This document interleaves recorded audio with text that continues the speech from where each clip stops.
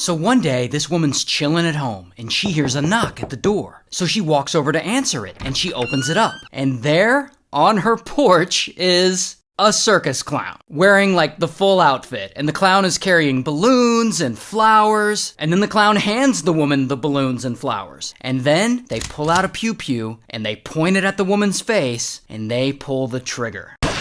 So, why was this woman just unalived by a clown? Well, the story doesn't actually start there. The story starts with this other woman, Sheila. And Sheila's 27, she works at a used car dealership, and she's the one who repossesses the cars. Because she's apparently a tough lady, and she's good at her job. In fact, she's so good at her job, at some point she catches the eye of the owner. This guy, Mike. And Mike and Sheila, they hit it off, and they start flirting at work, and eventually they start smashing.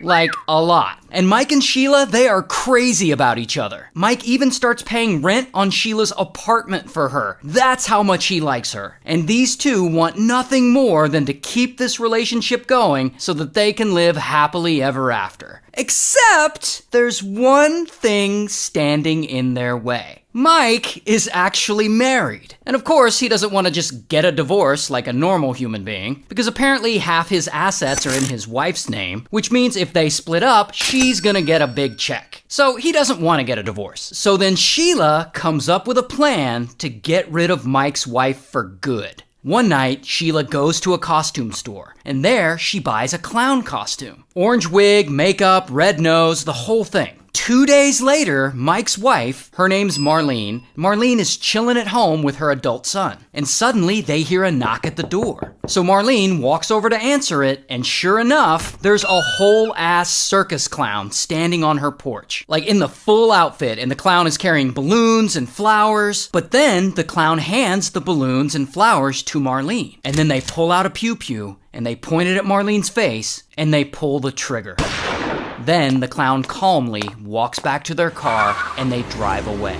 So immediately Marlene's son calls 911 and paramedics come and they rush her to the hospital. And there, doctors put her on life support. But unfortunately, it's not enough. 2 days later, they take Marlene off the life support and she passes away. And pretty quickly, police start to investigate this. They're looking at possible suspects and who could be involved, and all they know is that the suspect is a 6-foot clown. So they're thinking maybe the murdering clown is Marlene's husband, Mike. But as it turns out, Mike has a solid alibi. He was with a bunch of friends on their way to the racetrack. But as police are asking around about this, they learn that Mike had been having an affair with Sheila from work. So police change tactics, and they start looking around for costume shops in the area. And they end up finding one that had recently sold a clown costume. So they interview the employee who was working that day, and the employee describes the customer as a woman who just happens to fit the description of Sheila. Then they find the clown's getaway car, abandoned in a parking lot. And in that car, they find orange hair fibers from a clown wig, as well as some brown human hair. So they get a search warrant, and they go search Sheila's apartment. And there, guess what they find? Orange hairs from a clown wig and brown human hairs. But unfortunately, the hairs alone aren't enough to make a connection. So they can't arrest Sheila, and they can't charge her with anything involving the murder. Here's what's crazy though. During this investigation, police look into Mike because, of course, he's the husband. And while they don't find any evidence that he's involved in Marlene's death, they do find evidence that he's been committing serious fraud at his used car dealership. Rolling back odometers, manipulating the titles of vehicles, stuff like that. So Mike is arrested for this, and he's convicted and he goes to prison. While Sheila, the person who actually committed the murder, doesn't. She's free. 3 years later, Mike gets out. He served his time. And he and Sheila, they end up getting married. And they finally live happily ever after like they always wanted.